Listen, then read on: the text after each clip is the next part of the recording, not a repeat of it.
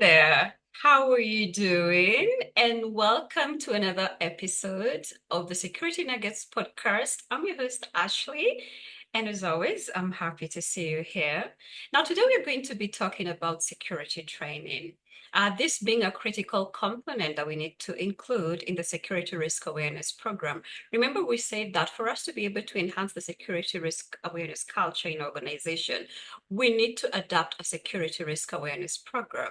So training becomes a critical component for us to have in the security risk awareness program.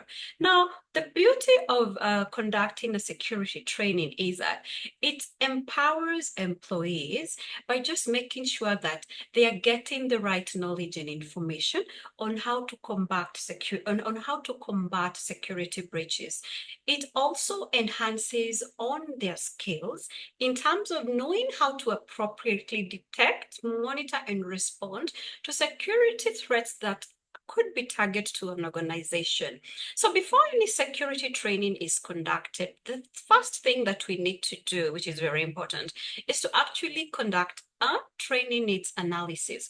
What a training needs analysis does is that it actually helps us to align the security training with the organizational needs. It helps us hit that mark. It makes sure that we are not missing the point, we are not missing the goal. And whatever training that we are going to be curating and developing actually aligns with the organizational needs. Now, what are the things that we are going to be looking at when we are doing a training needs analysis? We need to look at the organization objective and goals. We need to be aware of what the organization goals and objectives are. So if an organization has chose to utilize internal trainers from within the organization, maybe from the security function, they need to understand what the organization's goals are. If they have opted to outsource an external trainer from outside, that trainer and expert needs to understand what are the particular organizational goals and objectives here, so that they can be able to include that in the training program. And they also need to understand what is the organization context? What is the business operation? What area or region or environment is the organization running its operations? Because they should influence the manner at which the training is going to be conducted. They also influence the manner at which we curate the training. What information and content are we going to put in there? And the other thing that the training need analysis needs to include and factor in is the employee's capacity and capabilities. What are the employees' abilities, knowledge, and skills? By doing this, then we can be able to identify the areas that require interventions when it comes to the security training. And by being cognizant of all these factors, then we can be able to develop and curate a training program, a security training program that actually is productive and very much target-based. Because remember, organizations are different. Organizations operate in different contexts. So we can just pick a training program from wherever and just come and implement it. We have to tailor-make and customize a security training that is ideal to that specific organization. That is where it's important to actually do the training needs analysis as the number one thing. Now, after you've done the training needs analysis, and you're curating the security training program, you need to be cognizant of these other things as well. Now, you need to make sure that the training is compliant. It is in compliance of any internal or external regulations and standards. For instance, this could be codes of conduct that the organization have implemented within the organization that the training needs to adhere to.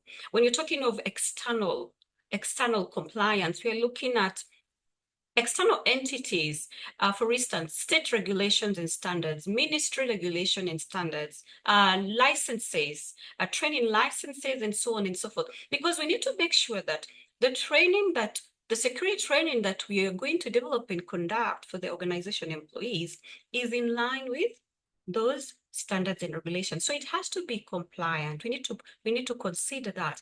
We also need to be cognizant of the training materials that we intend to use, as well as the training methodologies.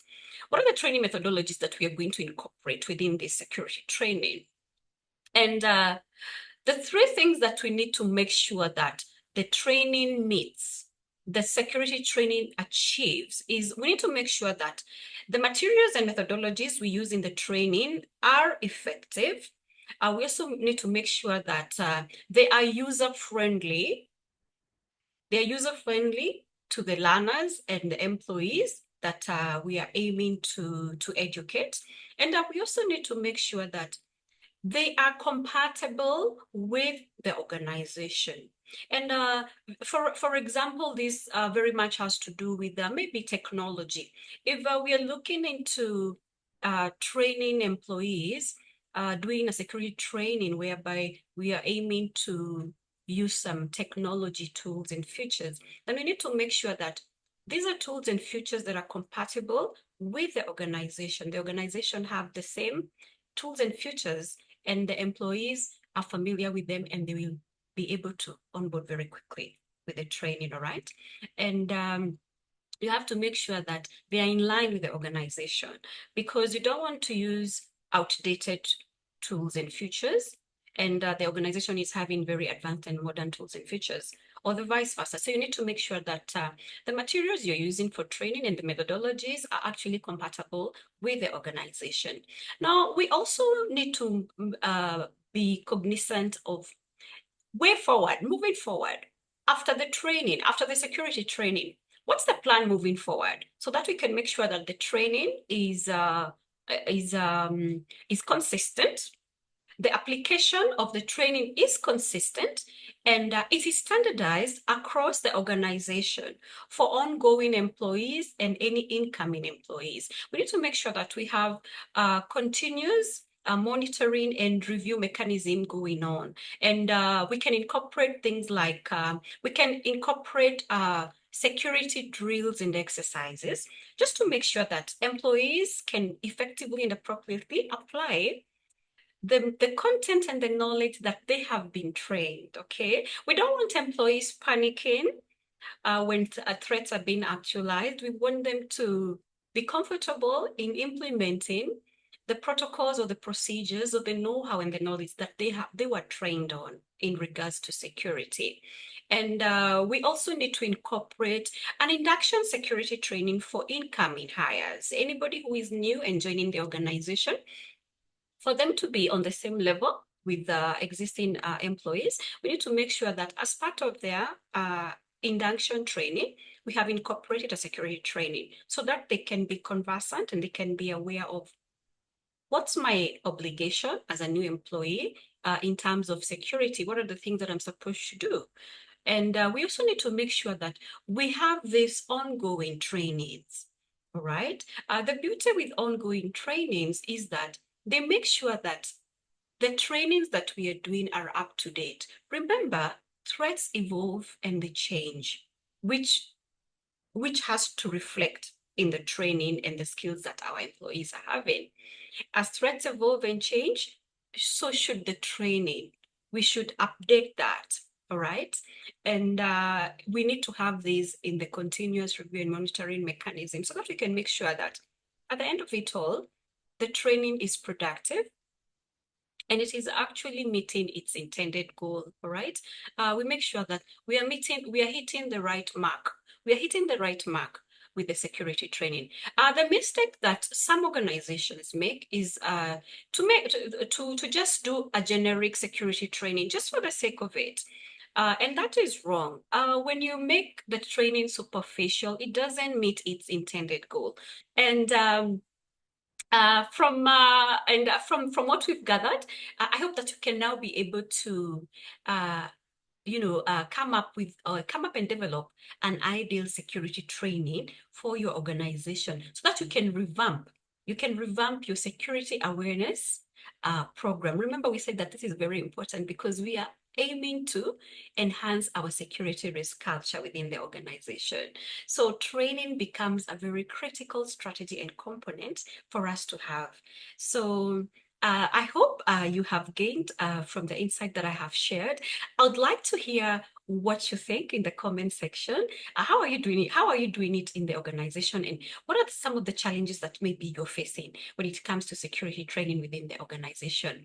And I look forward to our next episode, and we are going to unpack on another strategy that we can incorporate under the Security Risk Awareness Program so that we can have a solid program that aims to enhance on the security culture. So until our next episode, it's been a pleasure to have you here. Thanks for watching, and goodbye.